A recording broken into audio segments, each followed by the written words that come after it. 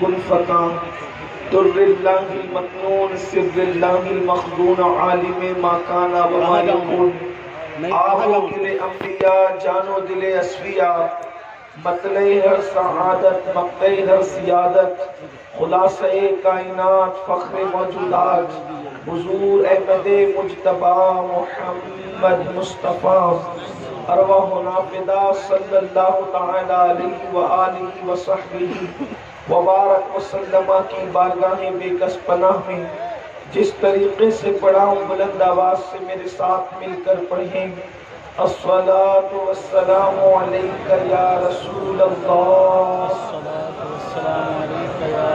الصلاۃ والسلام علیک یا نبی اللہ الصلاۃ والسلام علیک یا حبیب اللہ وعلی آلک واصحابک یا نور اللہ صلی اللہ تعالی علیہ وسلم۔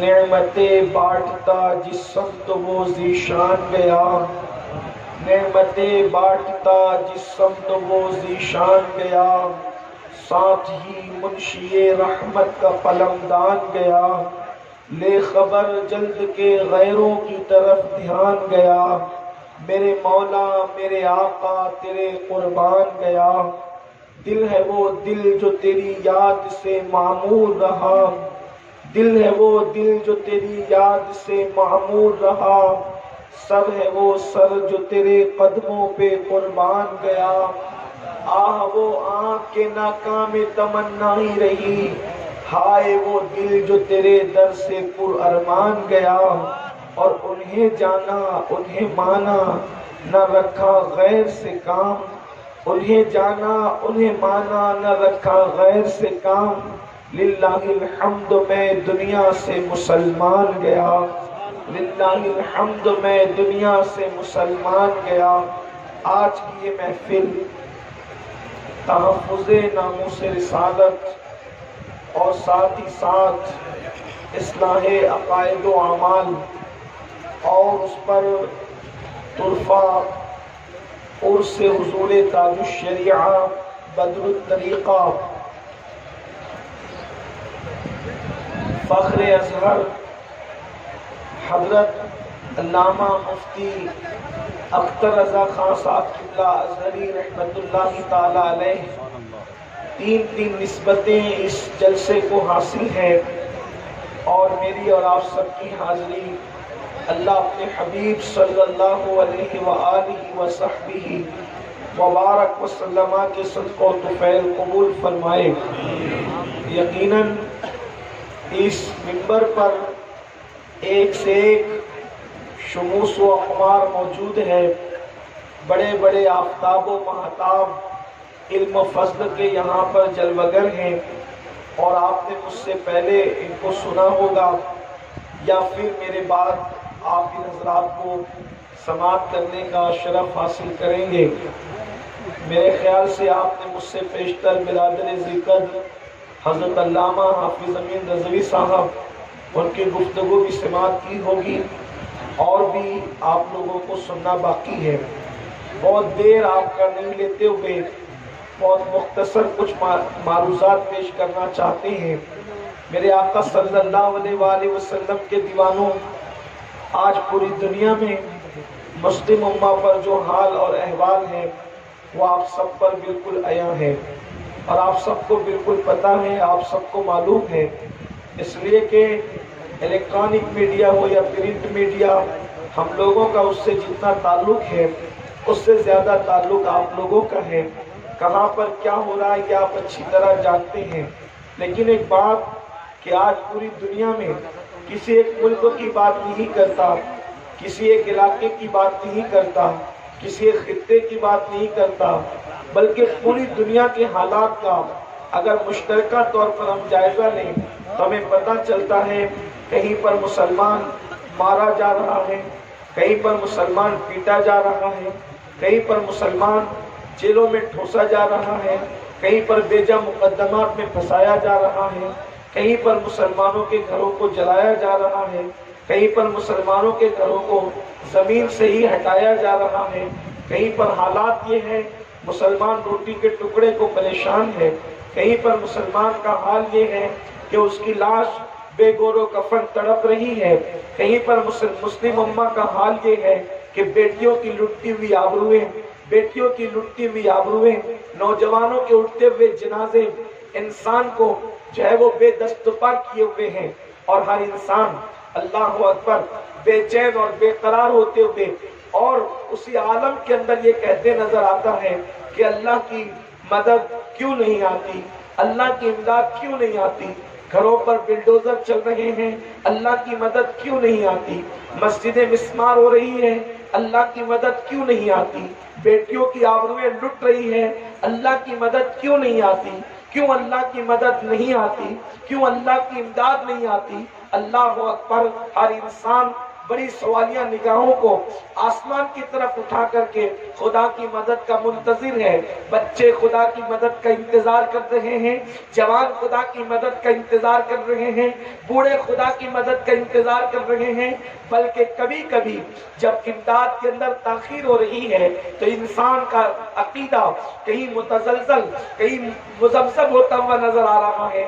کبھی جوان یہ سوچتے ہیں کیا یہ امداد کے واقعات ابراہیم علیہ السلام پر نار نمرود جو گلزار ہو گئی تھی، حضرت اسماعیل پر جو چھری چلنے کو تیار نہ تھی، جناب یوسف کو مصر کے قید خانے سے نکال کر جو مصر کا بادشاہ بنا دیا گیا تھا، جناب ایوب کو جو بیماری سے شفا عطا کی گئی تھی، کیا معاذ اللہ یہ کسی واعظ اور کسی خطیب کا گڑا ہوا افسانہ تو نہیں؟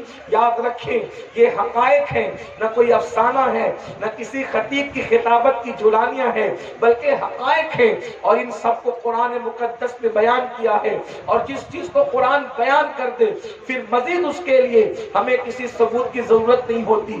لیکن اگر آپ اپنی غربت کے خاتمے کے لیے اللہ کی مدد چاہتے ہیں، اگر ہم اور آپ اللہ اکبر یہ رسوائی سے بچنے کے لیے اللہ کی مدد چاہتے ہیں، اگر اللہ کی امداد چاہتے ہیں، تو میرا اللہ کل جس طریقے سے مدد کرنے پر قادر تھا آج بھی وہ اسی طرح مدد کرنے پر قادر ہے، اور اللہ کی مدد بالکل آئے گی، اور اللہ کی مدد بالکل آ سکتی ہے میرے پیارے آقا صلی اللہ علیہ وسلم کے پیارے دیوانوں۔ لیکن یاد رکھنا اللہ کی مدد فاسق و فاجر کے لیے نہیں آتی، اللہ کی مدد منافقوں کے لیے نہیں آتی، اللہ کی مدد کافروں کے لیے نہیں آتی، اللہ کی مدد ہمیشہ نبی کے وفاداروں کے لیے آیا کرتی ہے، اللہ کی مدد کا نزول ہمیشہ وفاداروں کے لیے ہوا کرتا ہے۔ میرے آقا صلی اللہ علیہ وسلم کے پیارے دیوانوں، آپ اٹھتے ہوئے جنازوں پر اگر خدا کی مدد کا انتظار کر رہے ہیں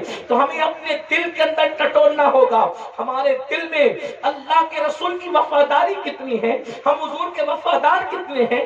اللہ اکبر، اگر بیٹی کی لٹتی ہوئی آبروؤں پر ہم اللہ کی مدد کے منتظر ہیں، مسجدوں کے مسمار ہونے پر اللہ کی امداد کے منتظر ہیں، تو ہمیں ٹٹولنا ہوگا ہم اللہ کے رسول کے وفادار کتنے ہیں۔ اس لیے کہ اگر بدر میں 313 کی امداد کے لیے ہزاروں فرشتوں کو لے کر روح القدس نازل ہوتے ہیں تو وہ رسول کے غداروں پہ نازل نہیں ہوئے تھے، بلکہ وہ نبی کے وفاداروں پہ نازل ہوئے تھے۔ میرے آقا صلی اللہ علیہ وسلم کے پیارے دیوانوں، اگر کربلا میں خدا کی مدد تھی تو غداروں کے ساتھ نہیں تھی بلکہ وفاداروں کے ساتھ تھی۔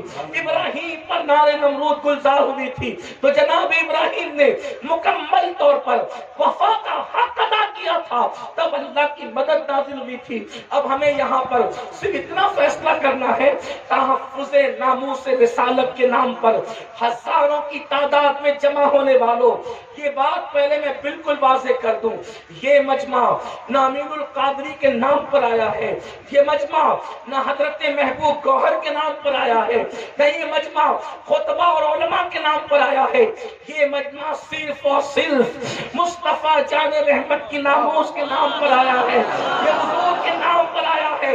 واللہ مسلمان اپنے نبی کا اتنا وفادار ہے کہ اگر مرنے والے کو نبی پاک کے نام پہ اٹھایا جائے تو مرنے والا بھی حضور کے نام پہ اٹھ کے کھڑا ہو سکتا ہے۔ اس لیے کہ پیر نصیر الدین نصیر کہتے ہیں قبر کی نیند سے اٹھنا کوئی آسان نہ تھا، قبر کی نیند سے اٹھنا کوئی آسان نہ تھا، ہم تو محشر میں انہیں دیکھنے آئے۔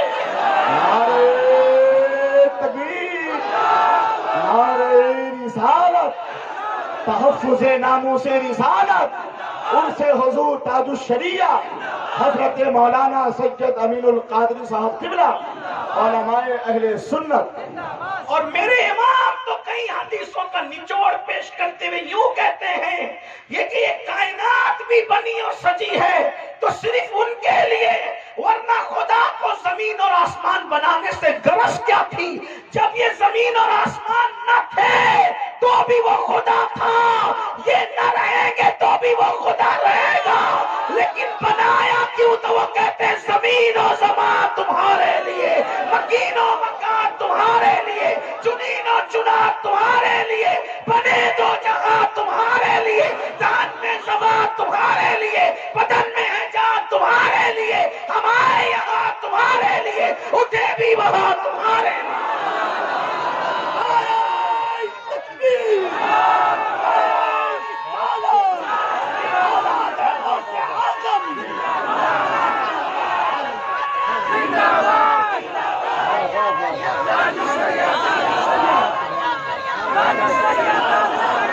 اللہ کی مدد ہمیشہ نبی کے وفاداروں پر نازل ہوتی ہے، اللہ کی مدد کبھی غداروں پر نہیں آتی۔ اب اگر خدا کی مدد چاہتے ہو تو پہلے اللہ کی بارگاہ میں اپنے آپ کو رسول اللہ کا وفادار بنا کر پیش کرنا پڑے گا۔ جلسوں میں وفا کی قسمیں کھانے سے اللہ کی مدد نہیں آئے گی، کانفرنسوں میں فدا کا امی و ابی کا جلسہ لگانے سے اللہ کی مدد نہیں آئے گی، صرف نعرے کے طور پہ لبیک یا رسول اللہ کہنے پر اللہ کی مدد نہیں آئے گی، صرف درد بھری تحریروں کو لکھ کر پڑھ کر آنسو بہانے سے اللہ کی مدد نہیں آئے گی۔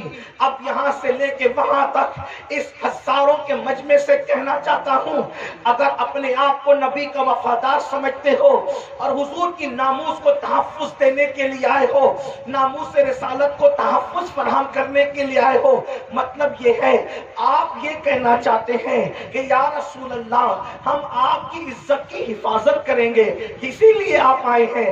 لیکن اب میں یہاں پر آپ سے سوال کرنا چاہتا ہوں، وہ قوم اپنے نبی کی عزت کی حفاظت کیسے کر سکتی ہے جس نبی کے والدین کے نام ان لوگوں کو پتا نہ ہو، جس قوم کو اپنے نبی کے ماں باپ کا نام پتا نہ ہو؟ وہ قوم اپنے نبی کی عزت کی حفاظت کیسے کرے گی؟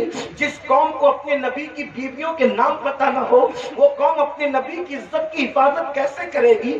جس قوم کو اپنے نبی کی ولادت اور وصال کی جو ہے وہ تاریخ کے متعلق مکمل طور پر معلوم نہ ہو وہ قوم اپنے نبی کی عزت کی حفاظت کیسے کرے گی؟ میرے آقا صلی اللہ علیہ وسلم کے پیارے دیوانوں، آج پوری دنیا جو رسول اللہ پر بھونک رہی ہے اس کی سب سے بڑی وجہ یہ ہے کہ دنیا جانتی ہے مسلمانوں کا تعلق ان کے رسول سے صرف ٹمٹماتے ہوئے چراغ کی طرح رہ گیا، ان کا رسول اللہ سے تعلق کیا رہ گیا ہے؟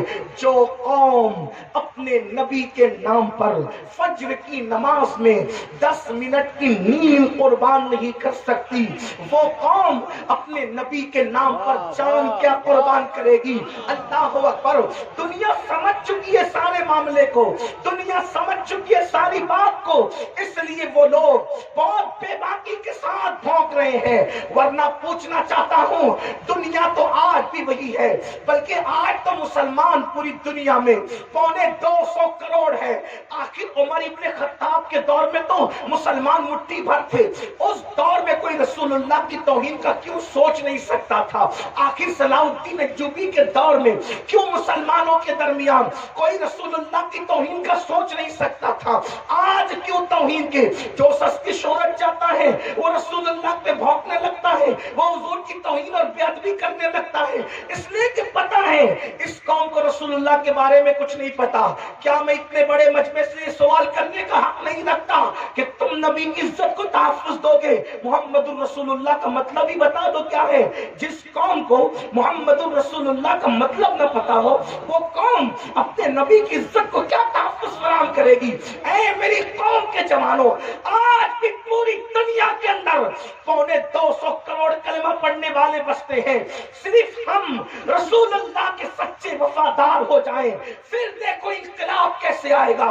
और वल्लाह हमारे रसूल की शान वो है कि अल्लाह ने ऐसी शान नबियों में भी किसी को अता नहीं फरमाई, फरिश्तों में भी किसी को अता नहीं फरमाई, जो मकाम अल्लाह ने अपने नबी को अता किया है। मैं बहुत इख्तिसार से काम लेते हुए अर्ज करूंगा, अगर कोई ये सोचता है कि सुन्नियों के स्टेज से लोग कहते हैं नबी का से इश्क करो, नबी से इश्क करो, नबी से इश्क करो, नबी से इश्क करो, तो नबी में रखा क्या जो कहते हैं नबी से इश्क करो? मैंने कहा वल्लाह मेरे नबी के अंदर जो रखा है वो किसी में नहीं रखा है, इसलिए कि सबसे मखलूक प्यार करती है। मेरा नबी वो है जिससे खालिक भी प्यार करता है। नारे तकबीर, नारे रिसालत। जिसका मुश्ताक खुदावंद कुद्दूस हो, हजरत मौलाना जमीलुर रहमान कहते हैं क्या हुस्न है ऐ सैयद अबरार तुम्हारा, क्या हुस्न है ऐ सैयद अबरार तुम्हारा, अल्लाह भी है तालिबे दीदार तुम्हारा। और क्यों दीद के मुश्ताक ना हो हजरत यूसुफ, अल्लाह का दीदार है दीदार तुम्हारा।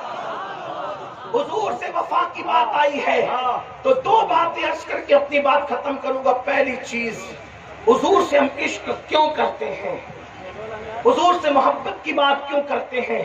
और याद रखना पहली चीज तो ये, ईमान के लिए हुजूर से इश्क करना हम पे फर्ज है। हुजूर से इश्क के बगैर ईमान हो ही नहीं सकता, ईमान का तसव्वुर नहीं हो सकता।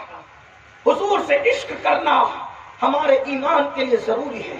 बल्कि मेरे आका ने तो यहां तक फरमाया ला युमिनु अहदुकुम हत्ता अकूना युकाल इन्नहु मजनून, जब तक तेरे इश्क रसूल को देखकर लोग तुझे पागल न कहने लगे उस वक्त तक तेरा ईमान मुकम्मल नहीं हो सकता। मैं यहाँ पर दो बातें करने चला हूँ। नंबर एक, हुजूर से इश्क क्यों करते हैं, नौजवानों की खास तवज्जो, क्यों मोहब्बत करते हैं, क्यों प्यार करते हैं? नंबर एक, हुजूर हैं ही ऐसे, हुजूर हैं ही ऐसे कि जो देखे इश्क करने पर मजबूर हो जाए, जो देखे प्यार करने पे मजबूर हो जाए। मैं यहाँ अपने नौजवान उलमा से कहूँगा, ये मेरे मखदूम लोगों से कहूँगा, आज दुनिया अगर रसूलुल्लाह पर भौंक रही है तो उसमें कसूरवार कहीं ना कहीं हम भी है।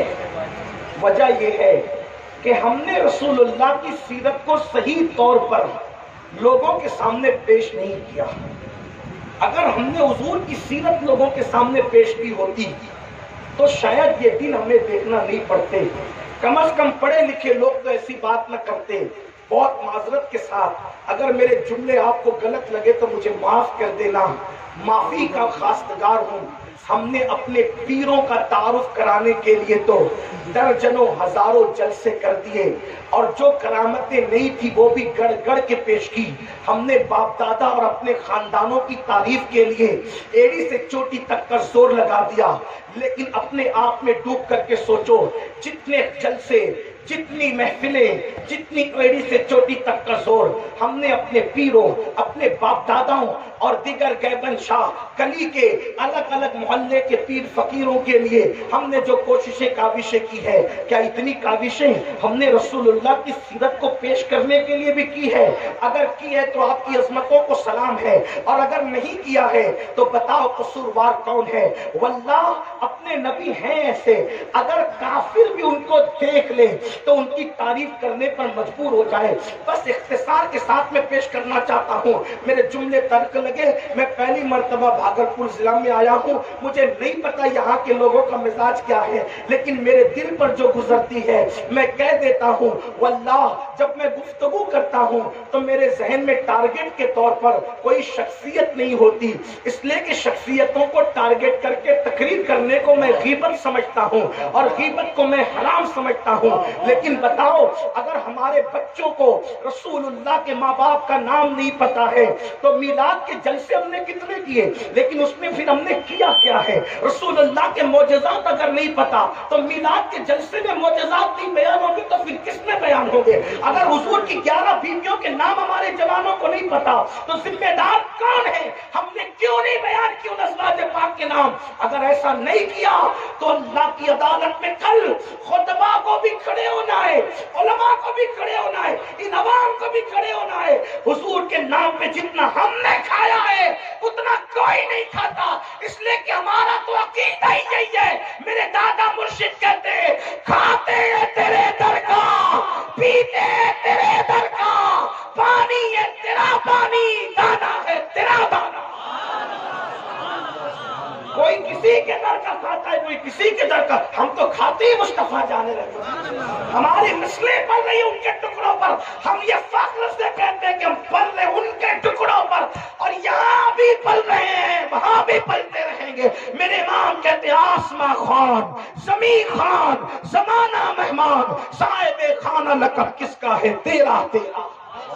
تیرے ٹکڑوں سے پلے غیر کی ٹھوکر پہ نہ ڈال, جھڑکیاں کھائے کہاں چھوڑ کے صدقہ تیرا. حضور ہیں ہی ایسے. چلے بات کر لیتے ہیں, جو دیکھے عشق کرنے پہ مجبور ہو جائے. آواز اور بڑھا بابو, تھوڑی سی آواز بڑھا دیجیے. توجہ آپ بہت اچھے سے سن رہے ہیں.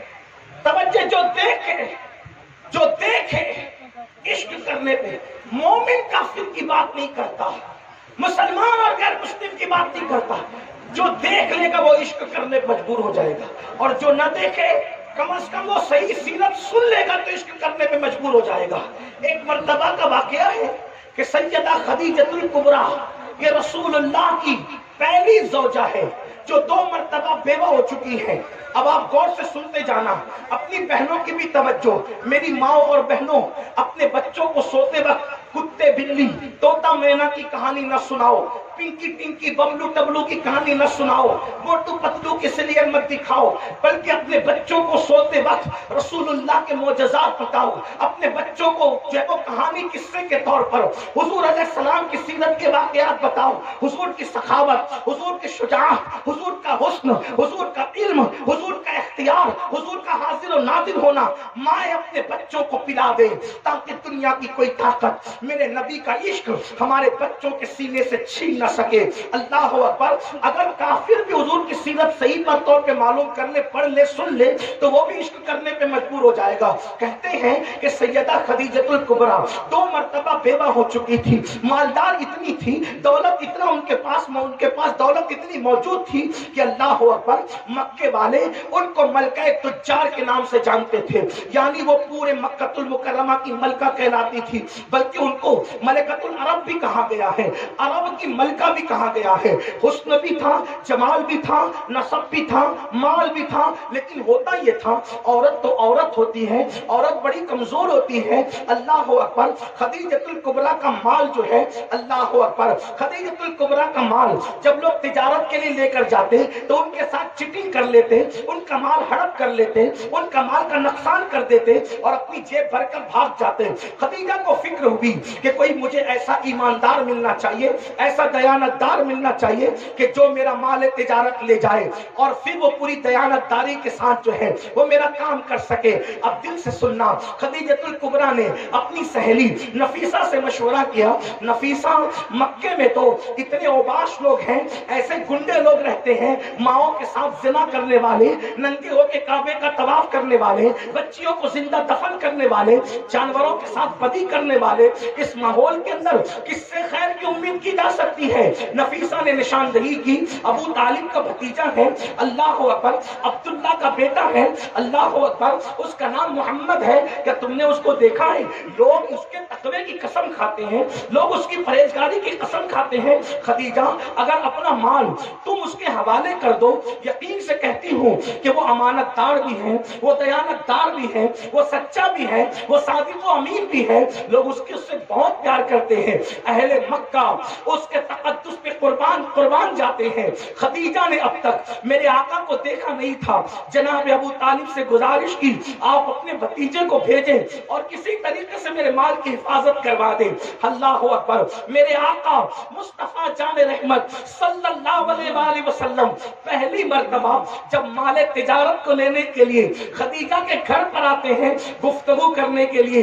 اب ذرا کئی کتابوں کا, اتنے مجموعہ سیرت کی کتابوں کا ایک ساتھ نچوڑ کر اس واقعے کے حوالے سے آپ کی خدمت میں پیش کر رہا ہوں. اللہ اکبر, خدیجہ فرماتی ہیں کہ مکے میں میرا گھر ایسے مقام پر تھا, نہ سورج نکلتے وقت نہ سورج ڈوبتے وقت اس کی کرنیں میرے گھر میں کبھی نہیں آتی تھی. سمجھنے کی کوشش کرنا میرے بھائیوں, جیسے ہندوستان میں اگر کسی کا مکان کا دروازہ شمال یا جنوب کی طرف ہوگا تو سورج نکلتے وقت یا سورج ڈوبتے وقت کبھی سورج کی کرنیں دروازے سے اس کے گھر کے اندر داخل نہیں ہو سکتی. اس لیے کہ کب داخل ہوتی ہے, یا تو گھر مشرق کی طرف ہو یا تو مغرب کی طرف ہو. مشرق کی طرف ہوگا تو نکلتے وقت تو سورج کی کرنیں داخل ہوگی, مغرب کی طرف ہوگا تو ڈوبتے وقت سورج کی کرنیں داخل ہوگی. خدیجہ کہتی ہے, سیدہ خدیجہ, کہ میرا گھر مکے میں ایسی مقام پر تھا اور دروازہ اس طرف تھا کہ نہ سورج نکلتے وقت میرے گھر کے دروازے سے سورج کی کرنیں آتی تھی, نہ ڈوبتے وقت سورج کی کرنیں آتی تھی. فرماتی ہیں ایک مرتبہ میں اپنے دروازے کی طرف پیٹ کر کے اور دیوار کی طرف چہرہ کر کے کسی کام میں مصروف تھی تو میں نے اچانک دیکھا کہ سورج کی کرنیں میرے گھر کے دروازے سے میرے گھر کی دیوار پر پڑی. تو میں نے حیرت سے سوچا کہ آج سورج نکلا کدھر سے ہے, آج سورج نکلا کدھر سے ہے کہ میرے گھر میں سورج کی کرنیں آ رہی ہے. یہ جو محاورہ سنتے ہو نا کہ سورج کدھر سے نکلا, یہ سیدہ خدیجہ کے جملے کی خیرات ہے, سورج کدھر سے نکلا. اس لیے کہ وہ بہت بڑی شاعرہ بھی تھی. انہوں نے کہا کہ سورج نکلتے ڈوبتے وقت میرے گھر کے دروازے سے کبھی کرنیں نہیں آتی تھی. میں دیوار کی طرف رک کر کے اور دروازے کی طرف پیٹ کر کے کام کر رہی تھی, سورج کی کرنیں پڑی تو میں نے سوچا سورج کدھر سے نکلا. جب میں پلٹ کر دیکھتی ہوں تو میں حیران ہوں کہ سورج نہیں تھا, وہ تو ایک خوبصورت جوان تھا, وہ تو خوبصورت جوان تھا جس کے چہرے سے کرنیں میرے دروازے سے میری دیوار پر پڑ رہی تھی. میں حیران تھی کہ مکے میں کوئی خوبصورت بھی ہو سکتا ہے جس کے چہرے کی کرنیں دیواروں کو منور کرتی ہو. یہ کوئی مبالغہ نہیں ہے میرے جوانوں. شمائل ترمذی میں مولا کائنات سے روایت موجود ہے کہ جب اللہ کے رسول درجے و دیواروں کے سامنے کھڑے رہتے تو دیواروں کا عکس مصطفیٰ جان رحمت کے چہرے کے اندر نظر آیا. اس خوبصورتی کا اندازہ کرو, اس خوبصورتی کا اندازہ کرو کہ حضور کے چہرے کے اندر دیواریں نظر آتی تھی اور سورج اور چاند اگر اس کے سامنے حضور کھڑے ہو جاتے تو سورج اور چاند حضور کے چہرے میں تیرتے نظر آتے, اتنے خوبصورت تھے. میرے آقا علیہ السلام کے صحابہ کہتے ہیں, سنیو تمہیں کیا پتا عشق کی بات ہم نے کی ہے, اپنا نبی وہ نبی ہے. صحابہ کہتے ہیں اگر اللہ قرآن نازل نہ بھی کرتا تو میرے نبی اتنے خوبصورت تھے کہ صرف لوگ حضور کا چہرہ دیکھ کر کلمہ پڑھ کے مسلمان ہو جاتے. حضور تھے اتنے خوبصورت, اتنے حسن والے.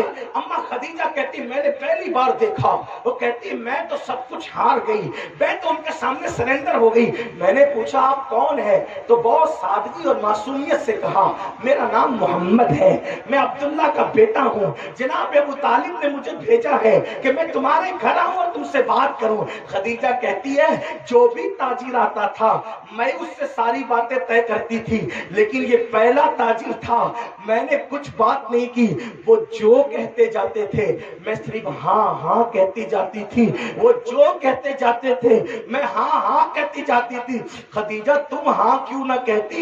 ان کے سامنے تو عرب کے بڑے بڑے فصحاء کی حالت یہ ہے، میرے امام کہتے ہیں فصحاء عرب کے بڑے بڑے تیرے آگے یوں دبے نچے، فصحاء عرب کے بڑے بڑے تیرے آگے یوں دبے نچے، کوئی جانے منہ میں زبان نہیں بلکہ جسم میں جان ہے۔ نعرے تکبیر، ذرا اور بلند آواز سے نعرے رسالت، اصلاح معاشرہ کانفرنس، تحفظ ناموس رسالت، حضرت مولانا سید امین القادری صاحب قبلہ۔ ان کی گفتگو سن کر عرب کے فصحاء کا حال یہ ہوتا کہ منہ میں زبان نہیں، اس لیے کہ جس کے منہ میں زبان نہ ہو کم سے کم وہ آنکھوں سے یوں تو کرتا ہے نا، سر تو ہلاتا ہے نا۔ لیکن حضور کی بات سن کر کے اثر یہ ہوتا تھا کہ لوگ سر ہلانا بھی بھول جاتے تھے، ایسا لگتا تھا جیسے اس کے جسم سے جان ہی نکل گئی۔ یہ فصاحت کا حال تھا، یہ فصیح و بلیغ تھے۔ اس طریقے سے حضور افصح العرب تھے، پوری کائنات کے اندر سب سے زیادہ اللہ نے آپ کو فصاحت دی تھی۔ تو خدیجہ کہتی تھی بس میں ہاں ہاں کرتی رہی اور سارا معاملہ طے کر کے وہ کیا گئے کہ میرا چین گیا، میری نیند گئی، میری کیفیت یہ ہو گئی کہ میں سوچتی تھی مکے میں کوئی اتنا متقی ہے کہ جو کسی پر نظر اٹھا کر نہیں دیکھتا، مکے میں کوئی اتنا پرہیزگار ہے۔ آخر میں نے اپنے غلام میسرہ سے کہا میسرہ اس محمد کے ساتھ مال تجارت لے کر تم کو جانا ہے۔ اب دھیان سے سنتے جانا، میسرہ سے کہا تم کو جانا ہے، لیکن میسرہ جب بھی ہم مال لے کر کے بیچتے تھے تو ہم یہی کہتے تھے مال کا دھیان رکھنا، پیسوں کا دھیان رکھنا، مال کا دھیان رکھنا، پیسوں کا دھیان رکھنا۔ لیکن میسرہ آج جب تم محمد کے ساتھ جا رہے ہو مجھے مال کی کوئی پرواہ نہیں، بس تم نے محمد کا دھیان رکھنا اور تم نے کرنا ایک کام یہ ہے، میں اپنے لہجے میں بات کر رہا ہوں، تم نے کرنا ایک کام یہ ہے محمد کے عیب گنتے رہنا ہے، محمد کے عیب نوٹ کرتے رہنا ہے، محمد میں عیب کتنے ہیں، روح فدا صلی اللہ علیہ وآلہ وسلم۔ پہلی بات تو یہ عرض کروں جب بھی آقا کا نام لیا جائے القاب و آداب کے ساتھ لیا جائے، لیکن جناب خدیجہ کے جذبات بیان کرنے کے لیے مجھے ان کے من نون جملوں کو کہیں کہیں نقل کرنا پڑے گا تاکہ اندازہ ہو کہ خدیجہ چاہتی کیا تھی۔ کہتی ہے خدیجہ محمد کے عیب تم نے گننا ہے، میں سر تم کو ان کا خیال کرنا ہے۔ اب اللہ اکبر، قافلہ روانہ ہوتا ہے، ملکہ تجار کا قافلہ روانہ ہوتا ہے، مکے کے تاجروں کا قافلہ بھی ساتھ ساتھ جاتا ہے، اور پھر اس کے بعد میسرہ غلام بھی ساتھ ساتھ جاتا ہے۔ المختصر یہ جب وہ قافلہ واپس آتا ہے تو خدیجہ اپنی سہیلی نفیسہ کو لے کر اپنی ٹیرس پر بیٹھ جاتی ہے اور ٹیرس پر بیٹھ کر کے آنے والے قافلے کے منظر کو دیکھتی ہے۔ تو خدیجہ نے پہلا نظارہ کیا دیکھا؟ وہ قافلہ جو دور سے آ رہا تھا، گرد و غبار کی وجہ سے سارا قافلہ چھپا تھا، صرف یہ لگتا تھا کہ کچھ آ رہا ہے۔ اونٹوں کے، کچروں کے، گھوڑوں کے پیر کی دھول نے پورے قافلے کو چھپا رکھا تھا۔ اس پر عرب کی چلچلاتی بھی دھوپ تھی، لیکن اس گرد و غبار میں سب کے چہرے چھپے تھے۔ اگر دور سے کسی کا چہرہ دھول میں بھی چمک رہا تھا تو وہ آمنہ کے لال کا چہرہ تھا جو دھول میں بھی چمکتا ہوا۔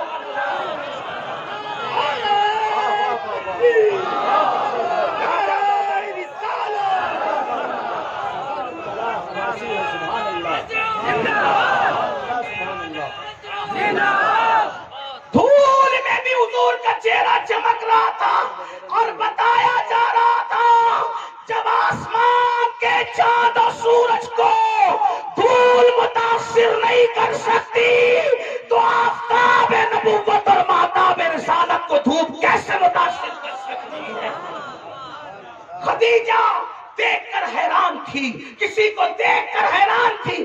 ایسے میں میسرہ دوڑا دوڑا آتا ہے، اللہ اکبر، ٹیرس پر چڑھ جاتا ہے، مالکہ کے قدموں میں بیٹھتا ہے اور مالکہ کے قدموں میں بیٹھ کے کہتا ہے مالکہ دیکھ دیکھ کتنا منافع آیا، دیکھ کتنا منافع آیا۔ حضرت ملکہ تجار جناب خدیجہ نے کہا میسرہ چپ رہے، میرے سامنے مال کی بات نہ کر اور سچی سچی جواب دے جو پوچھتی ہو. بتا محمد میں تو نے عیب کتنے دیکھے؟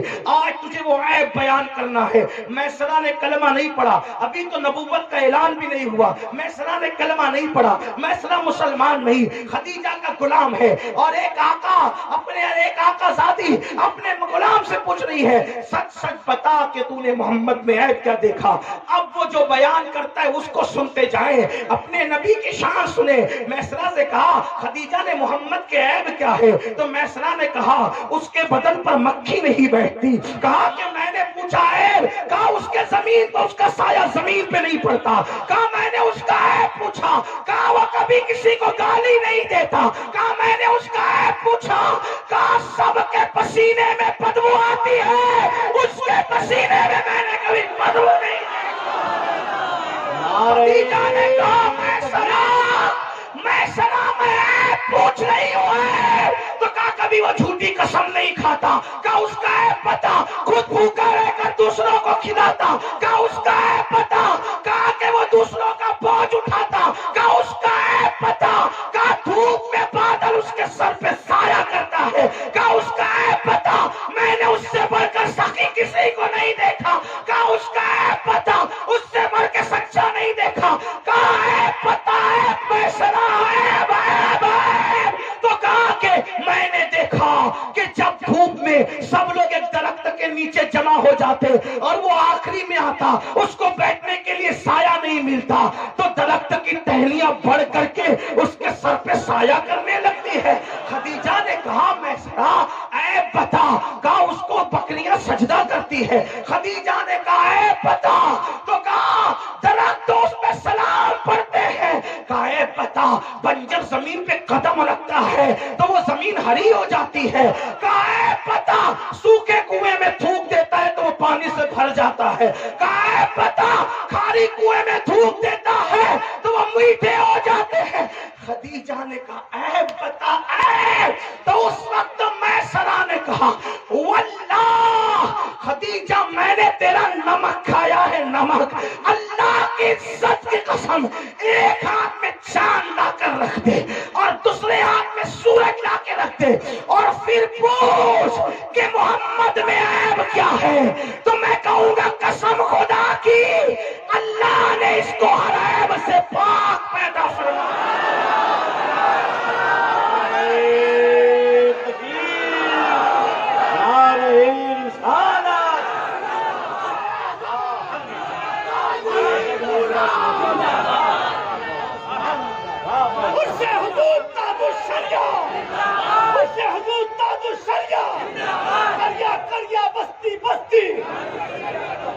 یہ کوئی مومن نہیں بول رہا ہے, یہ جس نے کلمہ نہیں پڑھا وہ بول رہا ہے کہ یہ بے عیب ہے. وجہ بتاؤں, میسرہ کافر تھا, توجہ کرنا, میسرہ کافر تھا مگر حرامی نہیں تھا, حلالی تھا, حلالی. تو جس کا خون حلالی ہوتا ہے وہ کافر ہو کر بھی کبھی نبی کی گستاخی نہیں کرتا. جو نبی کی توہین کرتے ہیں وہ بتاتے ہیں کہ نبی برے نہیں ہے, ان کی ماں میں شرافت کتنی ہے. مجھے جب مائیں نیک ہوتی ہیں, حلال خون جسم میں ہوتا ہے.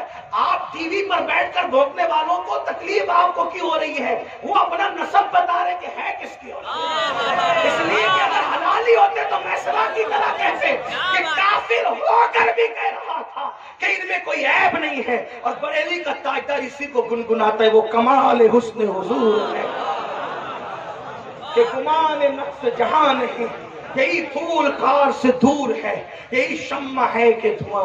حضور ایسے ہیں جو دیکھے عشق کرنے پہ مجبور ہو جائے.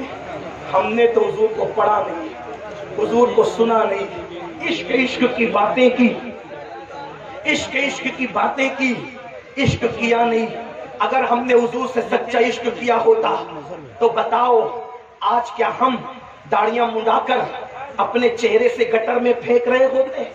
اگر ہم نے حضور سے سچا عشق کیا ہوتا تو کیا مسجدیں اس طریقے سے ویران پڑی ہوتی؟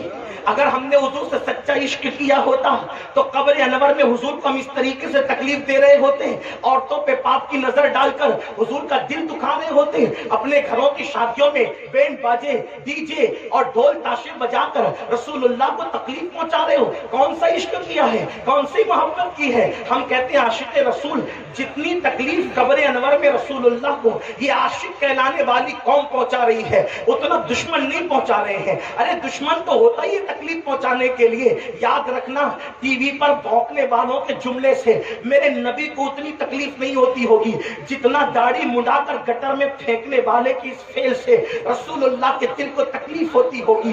جب تم مسجدوں کو ویران کرتے ہوگے میرے آقا کے دل پہ کیا گزرتی ہوگی؟ اللہ اکبر! کیا اسی دن کے لیے رسول اللہ نے طائف میں پتھر کھائے تھے؟ کیا اسی دن کے لیے احد میں دندان رسول شہید ہوئے تھے کہ آقا دین ہمارے گھر تک پہنچائیں گے؟ ہماری بیٹیاں میلوں کے اندر بے پردہ گھومے گی، ہماری بیٹیاں میک اپ کر کے ولیمہ کے اندر بے پردہ جائے گی، ہماری بیٹیاں دوپٹوں کو مفلر بنا دے گی۔ یاد رکھنا ہم کسی مردہ نبی کا کلمہ نہیں پڑھتے، ہم زندہ رسول کا کلمہ پڑھتے ہیں اور ہمارا نبی ہماری جان سے زیادہ قریب ہے۔ میری قوم کے جوانوں، اگر اس دور کے گستاخان رسول کا مقابلہ کرنا ہے تو آپ کو سنتوں کے سانچے میں ڈھلنا ہوگا، چہروں پہ داڑیاں سجانی ہوگی، مسجدوں کو آباد کرنا ہوگا۔ آج میرے کان پر یہ آواز آ رہی ہے، لوگ کہہ رہے ہیں کہ حالات خراب ہوئے، جیل بھرو، تحریک شروع کرو۔ میں سیاسی لوگوں سے کوئی بات نہیں کرتا، لیکن میں یہ جملہ کہنا چاہتا ہوں، آج جیل بھرو تحریک کی ضرورت نہیں ہے ہندوستان میں، آج مسجد بھرو تحریک کی ضرورت ہے۔ مسجدوں کو بھر دو، مسجدوں کو آباد کر دو، انشاءاللہ ہمیں کسی جیل بھرو تحریک کی ضرورت نہیں ہے۔ یاد رکھنا ہمیں مسجدوں کو آباد کرنا ہوگا، اور اگر اسی طریقے سے سجدے چھوڑتے رہے، اسی طریقے سے داڑیاں منڈاتے رہے اور حضور کو تکلیف پہنچاتے رہے، آپ سے پوچھنا چاہتا ہوں، یہ نعرے صرف نجات کا ذریعہ نہیں۔ آؤ، جس نے عشق کیا اس نے قربانی کتنی دی، اور ہم نے عشق کی صرف بات کی، قربانی کوئی نہیں دی۔ وہی آخری بات، دو باتیں کرنا چاہتا تھا، ایک ہو گئی، ایک سن لے، بات ختم۔ جس نے عشق کیا، جس نے کیا، قربانی دی۔ ہم کوئی قربانی دینا نہیں چاہتے۔ ایک صحابی 16-17 سال کی عمر کے صحابی، ان کا نام ہے عبداللہ المزنی۔ ان کی خصوصیت یہ ہے کہ وہ جوان ہیں، 16-17 سال کے، وہ رہتے تھے دیہات میں، ایک دیہات میں رہتے تھے، اور وہ مدینہ منورہ کسی کام سے آئے تھے۔ بہت سنجیدگی سے سن لیں آپ اس کو، اللہ کرے آپ کے دل میں یہ بات اترے۔ کسی کام سے مدینہ منورہ آئے تھے، جب جا رہے تھے راستے سے تو دیکھا کہ بھیڑ لگی ہوئی ہے، کچھ لوگ کھڑے ہیں، کچھ بیٹھے ہیں۔ تو نوجوانوں کی عادت ہوتی ہے نا، بھیڑ دیکھے تو جھانکے کہ ہو کیا ہے، ایک فطرت تقاضا ہوتا ہے جوانوں کا، تجسس ہوتا ہے جوانوں میں، ہو کیا ہے۔ تو جیسے ہی دیکھا نا تو دیکھا کہ اس بھیڑ میں ایک اتنی خوبصورت شخصیت جلوگر ہے، اتنی خوبصورت، اتنی حسن و جمال کا پیکر کہ ایسا لگتا ہے کہ جیسے کائنات حسن کا خلاصہ کسی ایک جگہ پر سمیٹ کر رکھ دیا گیا۔ عبداللہ نے دیکھا، ارے، تو کسی سے پوچھا یہ کون ہے؟ تو کہا یہ محمد کا، وہی محمد جو کہتے ہیں میں رسول کا ہاں، وہ اتنے حسن والے، مجھے بھی کلمہ پڑھا دو، میں بھی مسلمان ہو جاؤں۔ کلمہ پڑھا، وہ جوان مسلمان ہوئے، اور کام ایسا تھا اور بھیڑ اتنی تھی کہ حضور سے ملاقات نہ کر سکے، گھر گئے، اپنے دیہات میں گئے، گاؤں گئے، تو وہاں ان کے چچا کو پتہ چل گیا ان کے پیشنے سے پہلے کہ ان کے بھتیجے نے اسلام قبول کر لیا، مسلمان ہو گئے۔ چچا نے کہا بیٹے تیرا باپ مر گیا تھا جب تو بچہ تھا، میں نے تجھے پالا، تجھے اپنے گھر میں رکھا، تیری ماں کو پالا، ہر راحت دی، ہر آرام دیا، اور اب تو بے دین ہو گیا۔ تو عبداللہ نے کہا میں بے دین کب ہوا؟ بے دین تو اب تک تھا، اب میں دیندار ہو گیا۔ چچا اب میں دیندار ہو گیا، مجھے محمد عربی کا دامن مل گیا، روح فدا کا۔ اچھا تو میرے سامنے منہ چلاتا ہے؟ ڈنڈا اٹھایا، خوب مارا، ایک ہی بات کہتا تھا، محمد کو چھوڑ دے۔ عبداللہ کہتے تھے تم میری جان لے لے چچا، لیکن میں ان کو چھوڑ نہیں سکتا۔ ایک بار تو ان کو دیکھ تو صحیح، تو تجھے پتا چلے گا وہ چھوڑنے والی شخصیت نہیں ہے، وہ چھوڑنے والی ہستی نہیں ہے. تو مجھے مارتے مارتے مار دے گا لیکن میں ان کو چھوڑ نہیں سکتا. عبداللہ اپنی بپتا خود بیان کرتے ہیں کہ روز صبح میرا چچا مجھے پکڑ کے سمجھاتا، نہیں مانتا تو مارتا، اتنا مارتا، مارتے مارتے تھک جاتا، پھر کہتا کل ماروں گا، پھر کہتا کل روز مارتا. بالآخر کہتے ہیں کہ جب نفرتوں کی اور محبتوں کی جنگ ہوتی ہے تو نفرتیں ہار جاتی ہے، محبت جیت جاتی ہے. ایمان اور کفر میں جب ٹکراؤ ہوتا ہے، کفر ہار جاتا ہے، ایمان جیت جاتا ہے. اللہ اکبر. یہی ہوا. عبداللہ نے رسول اللہ کا دامن نہیں چھوڑا، مار کھاتے رہے، پٹائی ہوتی رہی لیکن دامن رسالت نہیں چھوڑا. یہاں آگے بڑھنے سے پہلے ایک جملہ ضرور کہنا چاہوں گا بڑی معذرت کے ساتھ. ہم یہ جو کہتے ہیں نا غلامی رسول میں موت بھی قبول ہے، معاذ اللہ اگر ایمان قبول کرنے پر ہمیں اتنی مار پڑی ہوتی تو پتہ نہیں ہم کہاں پڑے ہوتے. بڑی معذرت کے ساتھ آج ایمان قبول کرنے پر، آج دیندار بننے پر، آج عبادت گزار بننے پر، آج نمازی بننے پر عزت ملتی ہے تو بھی لوگ دین کی طرف آنے کو تیار نہیں.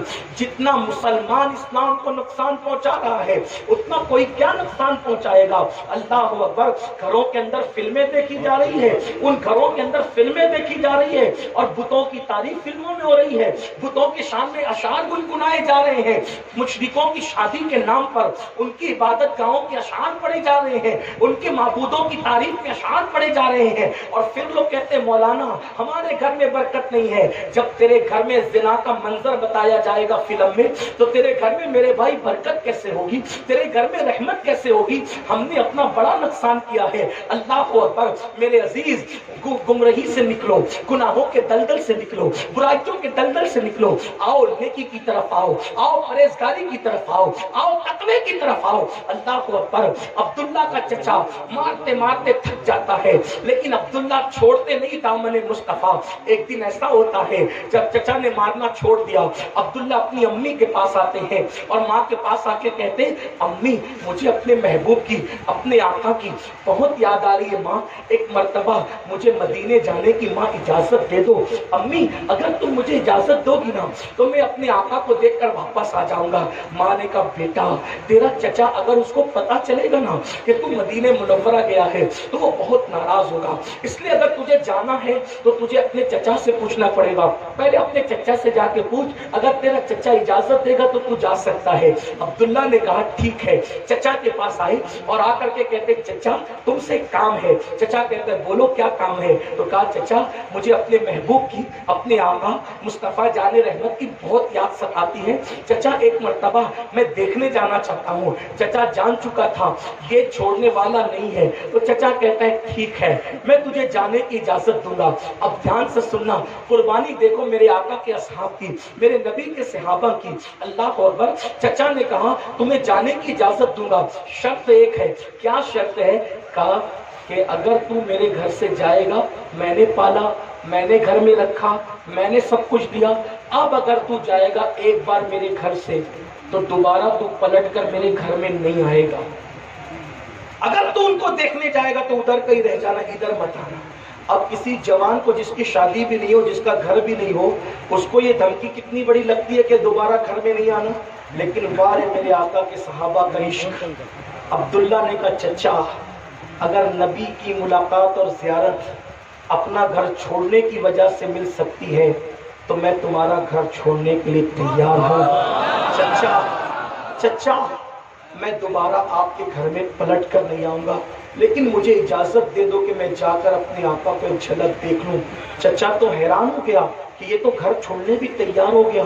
پھر فوراً پیترا بدلا اور کہا صرف گھر میں ہی چھوڑنا، یہ جو مال تیری جیب میں ہے نا یہ سب مال بھی میرا دیا ہوا ہے، یہ سب مال بھی رکھ کر جائے گا، ایک کوڑی لے جانے نہیں دوں گا. عبداللہ نے کہا اگر مال چھوڑ کر جانے سے نبی کا دیدار ہوتا ہے چچا میں تیرے ایک ایک پیسے کو تیرے گھر چھوڑ کر جانے کے لیے تیار ہوں. میں کچھ نہیں لے جاؤں گا چچا، تیرا پورا پیسہ تجھے دے کے جاؤں گا. چچا اب بھی ہار رہا تھا اور زندگی کی بازی اپنے چھوٹے سے بھتیجے کے سامنے شکست وہ کھا رہا تھا. اس نے فوراً کہا तू अपनी माँ से जाके पूछ ले, ये तेरे बदन पर जो कपड़े हैं वो कपड़े भी मेरे दिए हुए हैं। अगर तुम मोहम्मद की ज़ियारत के लिए जाना चाहते हो तो ये कपड़े भी तुम्हें उतार देने पड़ेंगे। अब आप मुझे बताओ, एक जवान से एक चचा अगर कपड़े उतरवाए तो उस वक्त किसी की फीलिंग क्या होगी, उसके जज्बात क्या होंगे। लेकिन अगर साहिब इस्तियाब इस बात का जिक्र न करते तो मुझे कहने की हिम्मत न होती। कुर्बान अब्दुल्ला के कदमों पर मेरी जान। जब चचा ने कहा ना ये कपड़े भी तुझे उतार के देने पड़ेंगे, तारीख के औराक गवाह है, अब्दुल्ला ने कहा अगर बदन के कपड़े उतार फेंकने से महबूब की ज़ियारत नसीब होती है तो सौदा बहुत सस्ता है। अब्दुल्ला कपड़े उतार करके देते हैं, सतर को छुपाते हैं, सतर छुपाकर अपनी माँ के पास पहुँचते हैं और माँ से कहते अम्मी मैं अपने आका के पास जा रहा हूँ, मेरी हालत तो देखो, मुझे कुछ कपड़े दिला दो अम्मी। माँ ने कहा बेटा तेरी माँ बेवा है, इतने पैसे नहीं कि मैं तुझे कपड़े दिला सकूं, अलबत्ता मेरे पास 2 दुपट्टे मौजूद हैं, बेटे ये 2 दुपट्टे ले, जल्दी से भाग जा, कहीं तेरा चचा आ गया तो ये भी ले जाने नहीं देगा। 2 दुपट्टे माँ के लिए, एक नीचे लपेटा, दूसरा ऊपर को ओढ़ा और अब्दुल्ला मदीने मुनव्वरा की तरफ जाने लगे, उस तरफ कूच करने लगे। अल्लाह अकबर। अब बात आगे बढ़ने से पहले एक बात कहता हूँ, देखो इश्क वालों ने इतनी कुर्बानी दी है, हम क्या कुर्बानी दे रहे हैं। हम ना नींद छोड़ना चाहते हैं, ना हम कुर्बानी देना चाहते हैं, हम सस्ते के आशिक रसूल बनना चाहते हैं। नहीं नहीं मेरे भाई, इश्क रसूल इतना आसान नहीं। बड़ी माजरत के साथ अपने जैसे से इश्क करो तो इंसान को नींद नहीं आती। अल्लाह के महबूब से इश्क किया तो फजर में अपनी आंख क्यों नहीं खुलती। मतलब कहीं ना कहीं हम चीटिंग कर रहे हैं, कहीं ना कहीं हम अपनी आंख को धोखा दे रहे हैं। याद रखना, आशिक फजर में सोता नहीं पड़ा रहता।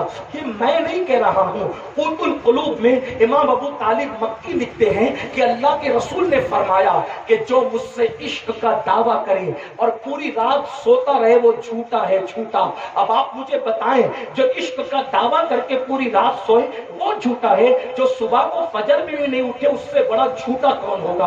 अल्लाह अकबर। हम झूठ बोल रहे हैं और सुन लो, ये सियासी लीडरों को हमने झूठ में पीछे छोड़ दिया है। ये पब्लिक के सामने झूठ बोलते हैं सियासी लीडरान, और हम रसूलुल्लाह के दरबार में झूठ बोलने की जसारत। कहां हो आप? मस्तके आला हजरत का नारा लगाते हो और आज के दौर में मस्तके आला हजरत हक की पहचान और निशानी है। कभी उस आला हजरत को पढ़ा होता? आला हजरत इमाम अहले सुन्नत एक नात शायर नात लिख कर लाता है और कहता है इमाम आप बहुत बड़े शायर हैं, मैंने एक कलाम लिखा जरा सुन ले। फरमाया मैं लोग शायरों को नहीं सुनता, मैं तो सिर्फ अपने भाई की शायरी सुनता हूँ, हसन रजा की या काफी मुरादाबादी की, बाकी और मैं किसी को नहीं सुनता। कहा हुजूर सुन ले। फरमाया लाओ तो चलो सुनाओ। तो उसने बहुत सुनाया, इतना सुनाया कि उसका एक शेर का मफहूम ये था, हुजूर मैं आपके बगैर ऐसे तड़प रहा हूँ जैसे मछली पानी के बगैर तड़पती है। इमाम ने सुना, आंखों में आंसू, क्योंकि वो तो सच्चे आशिक थे, सच्चे आशिक थे, आंखों में आंसू आ गए। जब कलाम पूरा हुआ तो इमाम का जवाब सुनो। फरमाया शायर साहब आपका कलाम बहुत खूबसूरत है, लेकिन आपने जो लिखा है अगर वही आपके दिल के जज्बात है तो अहमद रजा आपके तलवे चूमने के लिए तैयार है, आपकी जूतियों को अपने सर पे रखने के लिए तैयार है। और जो आपने लिखा है वो सिर्फ शायरी और आपके दिल के जज्बात नहीं है। तो शायर साहब अल्लाह से डरिए, जिसकी निगाह से खुदा की जात न छुपी उसकी निगाह से आपके दिल के जज्बात क्या छुप सकते हैं। इतनी बड़ी बारगाह में आप झूठ बोलने की जसारत कर रहे हैं। अब आप कहते हैं लब्बैक या रसूल अल्लाह, लब्बैक या रसूल अल्लाह। मुझे इस नारे से कोई इख्तिलाफ नहीं, लेकिन लब्बैक या रसूल अल्लाह का मतलब क्या? या रसूल अल्लाह मैं हाजिर हूँ। फजर में हुजूर की तरफ से फरमान आ रहा है सलातो खैरुम मिनन नौम, वहां से गायब और कहता है लब्बैक या रसूल अल्लाह। हुजूर का फरमान है दाढ़ी रख, वहां से गायब है और कहता है लब्बैक لبیک یا رسول اللہ. حضور علیہ السلام فرما رہے ہیں جو کانوں سے جو ہے وہ گانا سنے اس کے کان میں جو ہے سیسا پگھلا کر کے ڈالا جائے گا. حضور کی فرما برداری سے غائب ہے اور کہتے ہیں لبیک یا رسول اللہ. خدا کی عزت کی قسم اپنی باپ نے نبی کی بارگاہ میں جھوٹ بولنے کی جسارت, تمہارے اندر یہ جسارت آئی کہاں سے؟ اور دنیا میں رسوائی کا واحد سبب یہ ہے کہ تم اپنے نبی کی بارگاہ میں جھوٹ بولنے کی جسارت کر رہے ہو. آقا کو قبر انور میں حضور کا دل دکھا رہے ہو. آؤ اپنی زندگی کو بدلو, زندگی کو تبدیل کرو. اگر واقعی سچا عشق کیا ہے تو قربانی کا جذبہ پیدا کرو. عبداللہ مزنی نے گھر چھوڑا, لباس چھوڑا, مال چھوڑا. جب سب چھوڑ دیا, اب یاد رکھنا دوسرا پارٹ, جب قربانی کوئی دیتا ہے نا حضور کے لیے, پھر حضور اس پر کتنا کرم کرتے ہیں اس کو سن لو. اور بات اختتام کو پہنچتی ہے. مدد کے طالب ہونا, ابھی مدینہ منورہ سے امداد کے قافلے اتریں گے, ابھی عرش اعظم سے امداد کے قافلے اتریں گے. حضور سے سچی وفا تو کرو. تیرے موبائل کے اسکرین پر ہیرو ہیروئن کی تصویر ہے اور تو عاشق رسول. ابھی اٹھا کر کے پوچھو کتنے موبائل کے اندر ہے. ہم ذلیل نہیں کرنا چاہتے آپ کو, لیکن اپنا رشتہ کمزور ہو گیا حضور سے. ذلت اس لیے ہے, ورنہ وہ تو اتنے کریم ہے, اگر پتھر بھی ان سے رشتہ قائم کر لے تو حرم سے سارے پتھر نکال کے پھینکے جاتے ہیں, لیکن جو پتھر ان کے نام پہ نرم ہو جاتا ہے قیامت تک اس کو عزت کے ساتھ حرم میں رکھا. پتھر بھی وابستہ ہو جائے تو عزت پہنچے. تم تو انسان ہو, انسان سچی وابستگی کر لو, پھر دیکھو کیسا انقلاب آتا ہے. اقبال نے اسی لیے تو کہا تھا بجھی عشق کی آگ اندھیر ہے, بجھی عشق کی آگ اندھیر ہے, مسلمان نہیں رات کا ڈھیر ہے. آج رات کے ڈھیر ہو گئے کیونکہ دل میں عشق نہیں ہے, دل سوچ سے خالی ہے, نگاہ پاک نہیں ہے. دل سوچ سے خالی ہے, نگاہ پاک نہیں ہے. پھر اس پر کہ تو بے باک نہیں ہے. اللہ اکبر, ہماری نگاہیں تقدس سے جو ہے وہ پاک نہیں, نگاہیں عورتوں کو دیکھ کر ناپاک ہو رہی ہے, گندے مناظر کو دیکھ کے ناپاک ہو رہی ہے, گندی پکچروں کو دیکھ کے ناپاک ہو رہی ہے. آؤ نگاہوں میں پاکی پیدا کرو, دلوں میں عشق رسول پیدا کرو, پھر کرشمہ دیکھو, پھر کرم دیکھو, پھر امداد کا طریقہ دیکھو, پھر امداد کا انداز دیکھو. تو عبداللہ اب سب چھوڑ چھاڑ کر مدینہ منورہ جا رہے. جب مدینے جانے لگے ایک وسوسہ آ گیا, فکری تقاضا. عبداللہ تو نے تو ان کو صرف دور سے دیکھ کے کلمہ پڑھا تھا, تیری ان کی ملاقات کبھی نہیں, اور تو ان کو دیکھنے کے لیے آ گیا اور گھر چھوڑ دیا, گاؤں چھوڑ دیا, ماں چھوڑ دیا, چچا چھوڑ دیا. اگر عبداللہ وہ تجھے نہیں پہچانیں گے, دھیان سے سننا, اب اسد و عنوان آپ کے دل و دماغ میں خدا بٹھا دے, اگر عبداللہ وہ تجھے نہیں پہچانیں گے تو تیرا تو مستقبل ہی تباہ ہوگا, تیرا تو کیریئر ہی, تو کہاں رہے گا, کون تجھے پناہ دے گا. عبداللہ نے فوراً ذکر کرے نہیں ایسی کوئی بات نہیں, چھوڑ, اور اگر وہ نہ پہچانے تو میرا کام تو یار سے عشق کرنا ہے, باقی وہ نہ پہچانے تو ان کی اپنی بات ہے. میں بھیک مانگ لوں گا مدینے میں, کسی درخت کے نیچے زندگی گزار دوں گا, لیکن اب تو ان کا دامن نہیں چھوڑوں گا, کیونکہ وہ چھوڑنے والی ہستی ہی نہیں ہے. کیوں؟ ان کے لیے سب کو چھوڑ دو, ان کے لیے سب کو چھوڑ دو, یہی دین ہے. اسی لیے تو حضور تاج الشریعہ کہتے ہیں نبی سے جو ہو بیگانہ, نبی سے جو ہو بیگانہ اسے دل سے جدا کر دے. پیدر, مادر, برادر, جان و مال ان پر فدا کر دے.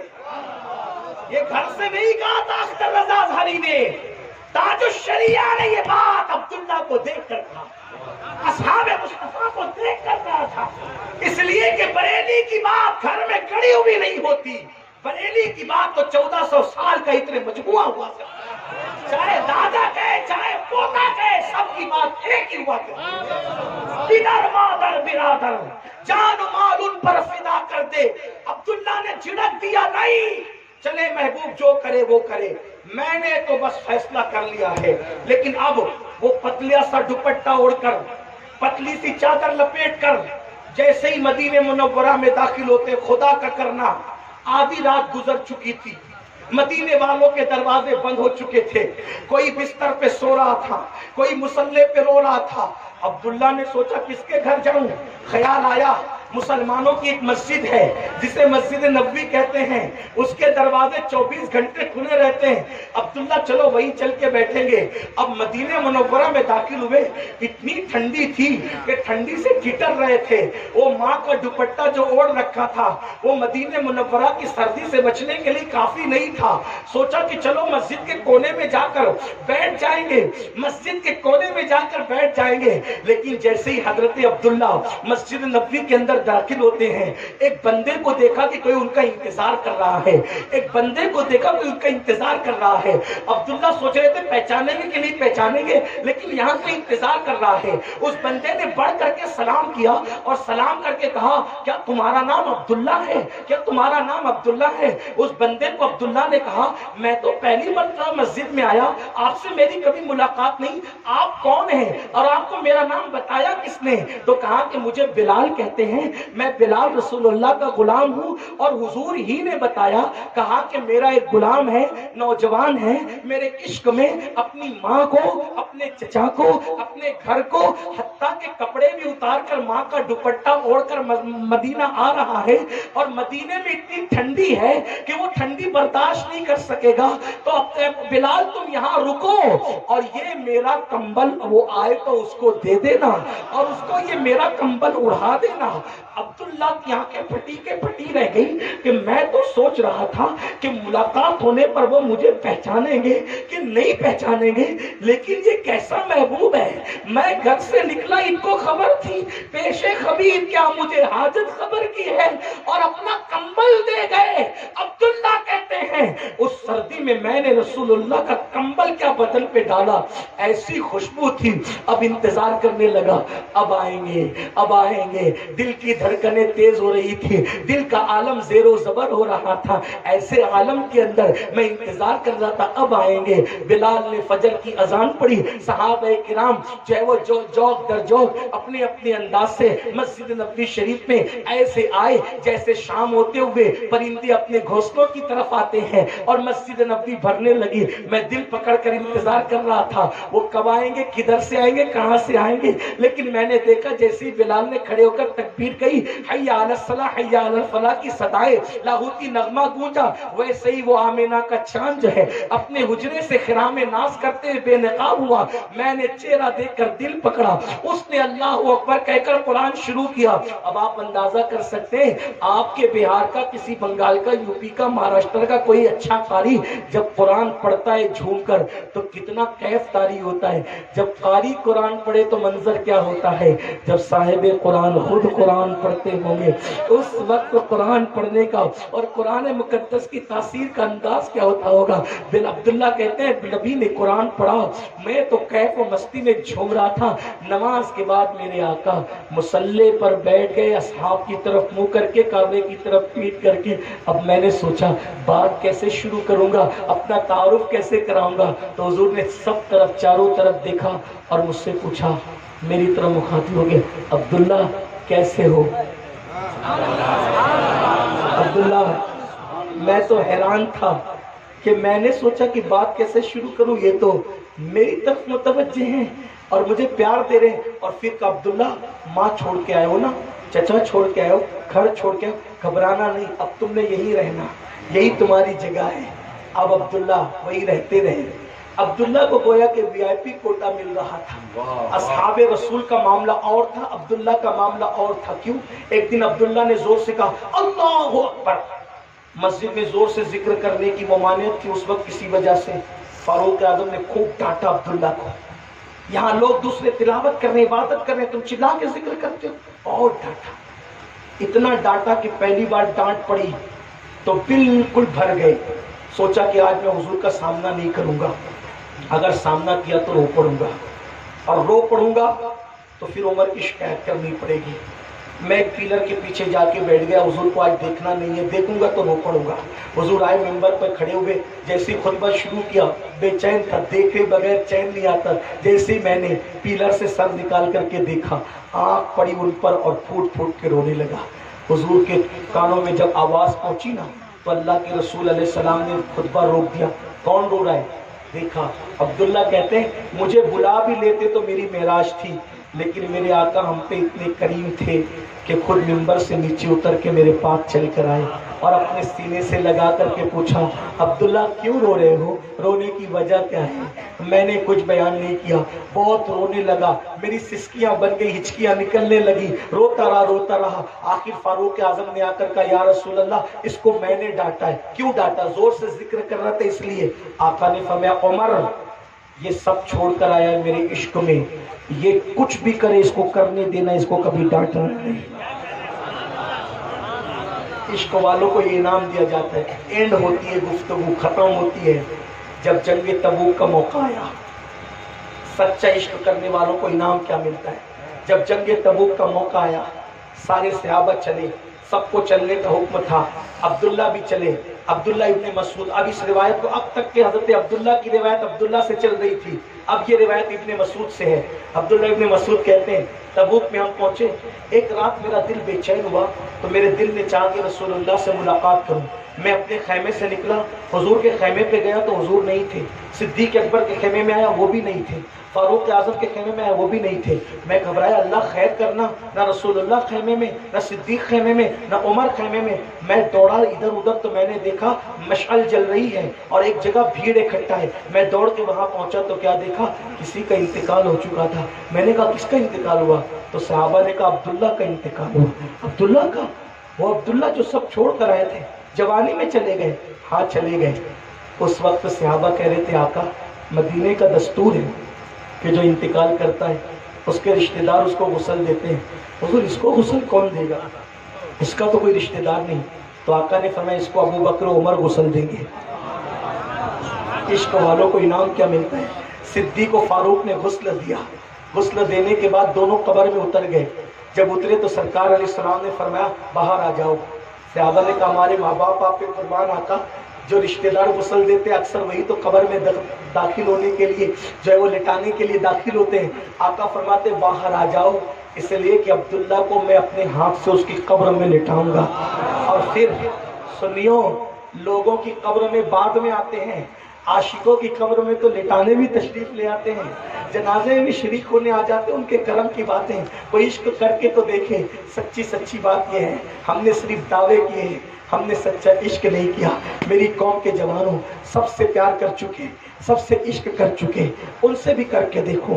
سب کے لیے رو چکے، ان کے لیے بھی رو کے دیکھو. حضور تاج الشریعہ کہتے ہیں رو چکا یوں تو میں اوروں کے لیے خوب مگر، رو چکا یوں تو میں اوروں کے لیے خوب مگر، اپنی الفت میں رلاؤ تو بہت اچھا ہو. سب کے لیے رو کے دیکھا ہے، کبھی ان کے لیے بھی رو کے دیکھو. سب سے وفا کر کے دیکھا ہے، کبھی ان سے ہی وفا کر کے دیکھو. سب کو قربانی دے کر دیکھا ہے، ان کے لیے بھی قربانی دے کے دیکھو. سب کے لیے کچھ نہ کچھ چھوڑ کے دیکھا ہے، ذرا ان کے لیے بھی کچھ چھوڑ کے دیکھو. آقا فرماتے ہیں ابو بکر عمر باہر آؤ، میں خود اس کی قبر میں اتروں گا، اپنے ہاتھ سے اس کو دفن کروں گا. عبداللہ ابن مسعود کہتے ہیں میں نے دیکھا اللہ کے رسول اس کی قبر میں اترے اور اپنی باہوں میں عبداللہ کو لیا، اور لینے کے بعد میں دیکھ رہا تھا مشعل جل رہی تھی اور اس کی روشنی میں رسول اللہ کا نورانی چہرہ اللہ اکبر شعائیں بکھیر رہا تھا. عبداللہ کی قبر میں حضور کھڑے تھے، اپنے ہاتھ سے حضور نے کفن ہٹایا تو عبداللہ کا چہرہ بے نقاب ہو گیا، اور میں نے دیکھا اس روشنی میں، مشعل کی روشنی میں حضور کی آنکھوں سے آنسو نکل کر داڑھی پر آئے اور بالوں سے نچھاور ہو کر عبداللہ کے چہرے پر موتیوں کی طرح جمنے لگے. اس وقت میں اپنا دل پکڑ کر رشک کر رہا تھا. ابن مسعود کہتے مجھے کبھی کسی پہ رشک نہیں آیا، لیکن اس دن میں رشک کر رہا تھا اے اللہ کاش اس عبداللہ کی جگہ مرنے والا عبداللہ ابن مسعود ہوتا تو کتنا اچھا ہوتا. حضور قبر میں اتار رہے ہیں، کوئی قبر میں نماز لے جائے گا، کوئی قبر میں جہاد کا ثواب لے جائے گا، کوئی قبر میں روزوں کا ثواب لے جائے گا. اے عبداللہ تجھ پر میرے ماں باپ قربان، تو اپنی قبر میں اپنے کفن میں نبی کے آنسوؤں کو لے کر کے جا رہا تھا. رسول اللہ کے آنسو عبداللہ کے چہرے پہ جم رہے تھے، اور پھر میرے آقا نے ان کے لاشے کو آسمان کی طرف اٹھایا اور اٹھانے کے بعد فرمایا اے اللہ تو گواہ رہنا کہ میرے صحابہ میں میرا یہ وہ صحابی ہے جس نے مجھے کبھی ناراض نہیں کیا. مولا میں گواہی دیتا ہوں کہ میں اس سے راضی ہوں, تو بھی اس سے راضی ہو جا. تب صحابہ کی چیخیں نکل گئی کہ جو حضور کے لیے قربانیاں دیتے ہیں ان کو رسول اللہ کتنا نوازتے ہیں. اے میری قوم کے جوانوں, مجھے خوشی ہے آج میں بھاگلپور کے ضلع میں پہلی بار آیا. آپ نے بہت محبت دی, بہت پیار دیا, بہت الفت دی, بہت عزت کی, لیکن میں خوشی خوشی اپنا دامن بھر کر لے جاؤں گا خوشیوں سے, اس لیے کہ اگر آپ اچھا کھانا کھلاؤ گے مجھے زیادہ خوشی نہیں ہوگی, اس لیے کہ ماں اور بیوی کے ہاتھ کے کھانے سے اچھا کسی کا کھانا نہیں ہوتا. یہ بول کر جا رہا ہوں بہار میں کتنا بھی بڑا لفافہ دو گے, محنت کی کمائی سے بڑھ کر کسی پیسے کی اہمیت نہیں ہوتی. مجھے اگر خوش کرنا ہے تو آج سے عہد کر لو, سردی ہو یا گرمی, بارش ہو یا طوفان, موت ہو یا شادی, آج کے بعد کبھی نماز ترک نہیں کرو گے. بولو اپنے نبی کے نام پر تحفظ ناموس رسالت کے لیے آئے ہو, کیا ہاتھ اٹھا کر یہ وعدہ کرتے ہو کہ آج کے بعد کبھی نماز ترک نہیں کرو گے؟ کتنے لوگ ہیں جو اپنے نبی کے نام پہ نماز پڑھنے کا آج سے وعدہ کرتے ہیں؟ ہاتھ اٹھا کر اپنے نبی کو دکھاؤ, امین القادری کو نہیں بلکہ اپنے نبی کو دکھاؤ. غلامی رسول میں موت بھی قبول ہے کا نعرہ لگانے والوں, مجھے بتاؤ آج سے مسجد بھرو تحریک شروع کرو گے کہ نہیں کرو گے؟ بولو نماز کی پابندی کرو گے کہ نہیں کرو گے؟ ہاتھ اٹھاؤ تاکہ حضور گواہ ہو جائیں, آسمان کے فرشتے گواہ ہو جائیں, جبریل و میکائیل گواہ ہو جائیں, اللہ و رسول گواہ ہو جائیں. ہاتھ اٹھا کر کے وعدہ کرو, بولو اللہ آج سے ہم وعدہ کرتے ہیں کہ ہر نماز کو پابندی کے ساتھ پڑھیں گے. اے اللہ وعدہ کرنا ہمارا کام تھا, اس کی لاج رکھنا تیرے کرم پر ہے. ایک آخری بات عرض کر دوں, آخری کہنے چلا تھا, آخری عرض کر دوں. غریب نواز کے ملفوظات میں ایک بات میں نے دیکھی, غریب نواز کے قدموں کے ملفوظات, غریب نواز کے ملفوظات میں نے ایک بات دیکھی کہ غریب نواز بیان کر رہے تھے, خطاب فرما, آپ کا بیان جہنم پہ ہو رہا, جہنم کا عذاب بڑا خطرناک ہے.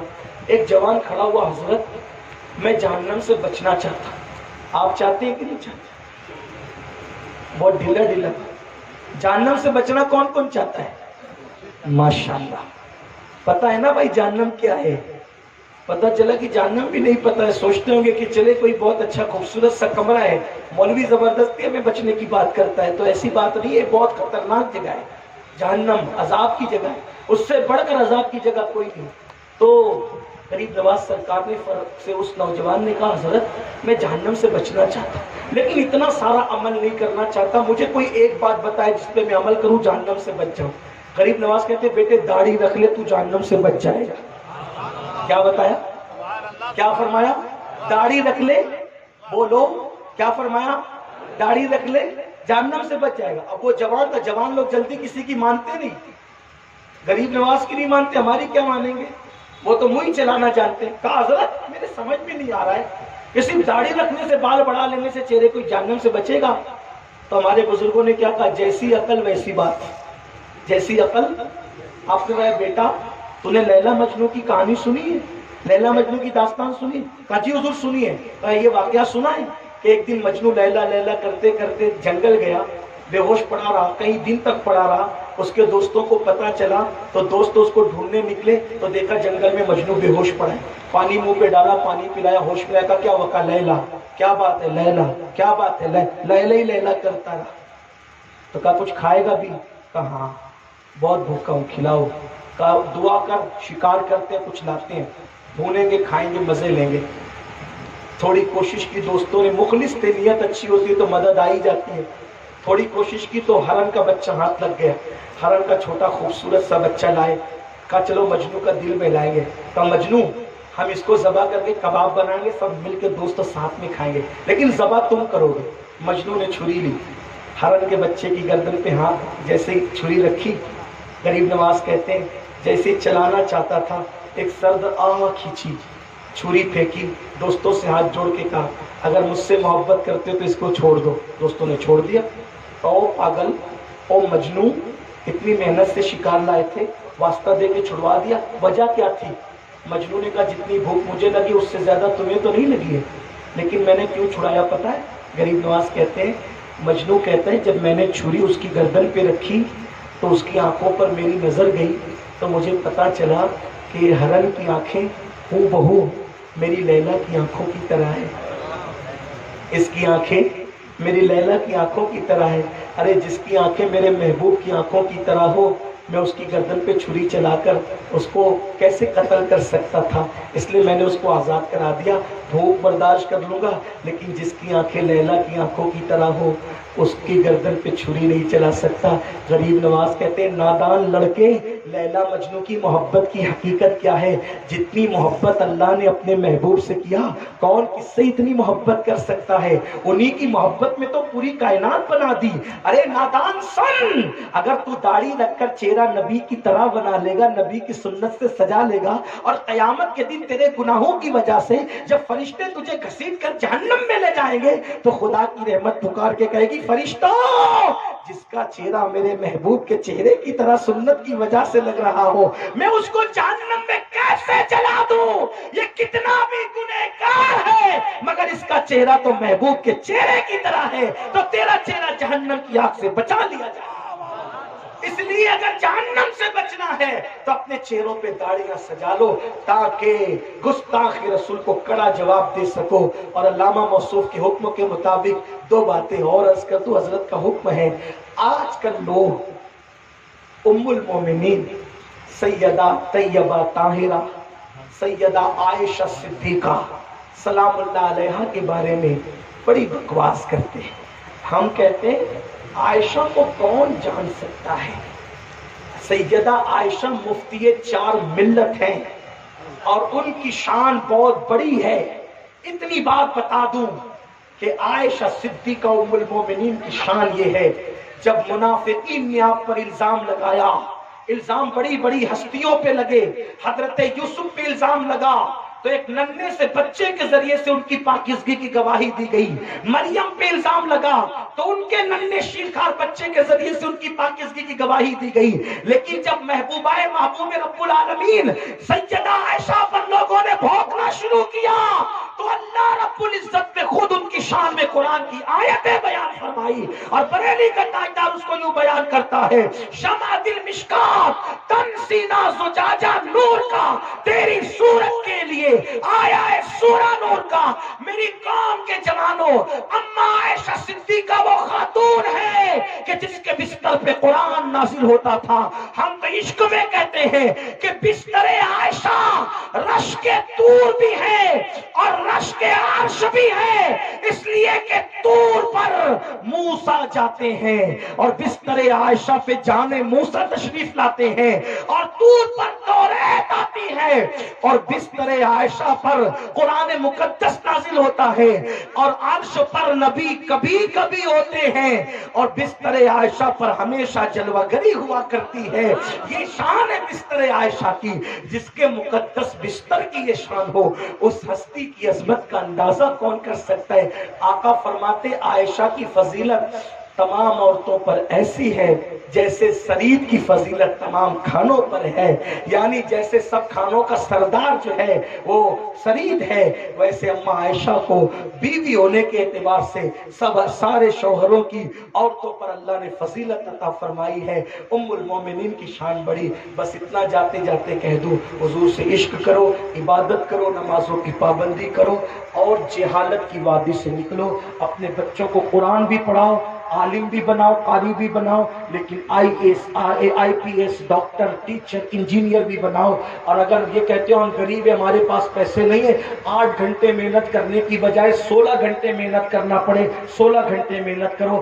اپنے بچوں کو جاہل مت رکھو، چھوٹی چھوٹی عمر میں اپنے بچوں کو کھیتوں میں مت لگا دو، چھوٹی عمر میں اپنے بچوں کو کام سے مت لگا دو، اس لیے کہ تمہارے بچے بے منہ کی گائے کی طرح ہے، جس کھوٹے سے باندھنا چاہو گے باندھ دو گے، لیکن آج تم نے اپنے بچوں پہ ظلم کیا، قدرت قبر میں تمہیں کبھی معاف نہیں کرے گی۔ بچوں کو چھوٹی عمر میں کام سے مت لگاؤ، بلکہ ان کو پڑھنے کی عمر میں پڑھنے دو، اور بہت پڑھنے دو اور آگے بڑھنے دو۔ صرف 10 سال اگر ایجوکیشن پہ محنت کر لو گے، انشاءاللہ پوری دنیا کا مستقبل ہمارا ہوگا۔ رسول اللہ نے جو انقلاب برپا کیا تھا 23 سال کی قلیل مدت میں، وہ علمی انقلاب تھا۔ ہم بھی علم کی دنیا میں توجہ کریں اور محنت کریں۔ ہمارے مہاراجا کے سادات نے، مہاراجا کے بزرگوں نے یہ نعرہ لگایا، آدھی روٹی کھائیں گے، بچوں کو پڑھائیں گے۔ اس لیے اگر آدھی روٹی کھانا پڑے آدھی روٹی کھاؤ، بھوکے رہنا پڑے بھوکے رہو، لیکن اپنے بچوں کو اعلیٰ تعلیم دلواؤ۔ 10ویں 12ویں پر رک مت جاؤ، بلکہ سے اعلیٰ تعلیم دو۔ میں اپنی بہنوں سے بھی کہتا ہوں، میری ماں اور بہنوں، تمہیں محنت کرنا پڑے کرو، مزدوری کرنا پڑے کرو، لیکن اپنے بچوں کو جاہل مت رہنے دو، علم کی طرف پیش قدمی کرو۔ اللہ سب کے حال پہ رحم فرمائے۔ گفتگو کے درمیان کوئی غلطی ہو اللہ معاف فرمائے۔ میں ڈاکٹر صاحب کے چند مصروں پر اپنی گفتگو ختم کر دوں، جو میری پوری گفتگو کا خلاصہ ہے۔ ہو نہ یہ پھول تو بلبل کا ترنم بھی نہ ہو، چمن دہر میں کلیوں کا تبسم بھی نہ ہو نہ ساقی تو پھر میں بھی نہ ہو، خم بھی نہ ہو۔ خیمہ افلاک کا استادہ اسی نام سے ہے، بزم ہستی تپش آمادہ اسی نام سے ہے۔ قوت عشق سے ہر پست کو بالا کر دے، دہر میں اسم محمد سے اجالا کر دے، کہ محمد سے وفا تو نے تو ہم تیرے ہیں، یہ جہاں چیز ہے کیا لوح و قلم تیرے ہیں۔ ابھی جلسہ ختم نہیں ہوا، ابھی جلسہ ختم نہیں ہوا، اس لیے آپ سب بیٹھے رہیں گے، کیونکہ جلسے والے بیچارے اتنی محنت کرتے کئی کئی دن سے، تب